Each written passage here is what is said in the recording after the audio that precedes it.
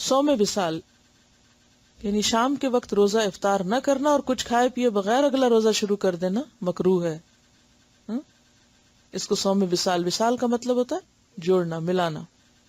عن ابی ہریرہ رضی اللہ عنہ قال نہى رسول اللہ صلی اللہ علیہ وسلم عن الوصال في الصوم فقال له رجل من المسلمین انك تواصل یا رسول اللہ صلی اللہ علیہ وسلم قال وأيكم مثلی انی ابیت یطعمنی ربی ویسقینی متفق علیہ.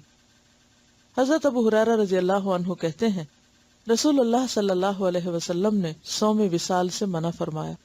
تو ایک آدمی نے عرض کیا یا رسول اللہ صلی اللہ علیہ وسلم آپ تو صوم وصال رکھتے ہیں. آپ نے فرمایا تم میں مجھ جیسا کون ہے؟ میں رات کو سوتا ہوں تو مجھے میرا رب کھلاتا بھی ہے پلاتا بھی ہے. اسے بخاری اور مسلم نے روایت کیا. اب اس کھلانے پلانے سے مراد وہ بھی ہو سکتا ہے جیسے حضرت مریم کو یعنی معجزاتی طور پہ کھلایا پلایا جاتا تھا، اور اس سے مراد روحانی غذا بھی ہو سکتی کہ انسان اگر روحانی طور پر زیادہ مضبوط ہو تو اگر دنیاوی اعتبار سے کھانا پینا کم بھی ہو تو انسان کے اندر پھر بھی اسٹیمنا باقی ہوتا ہے. اب اس کا اصل معنی آپ نے خود نہیں بتایا، لہٰذا ان دونوں میں سے کوئی بھی ہو سکتا ہے. اور یہ جو کہا تم میں مجھ جیسا کون ہے، تو اس سے مراد یہ کہ میں تو اللہ کا پیغمبر ہوں.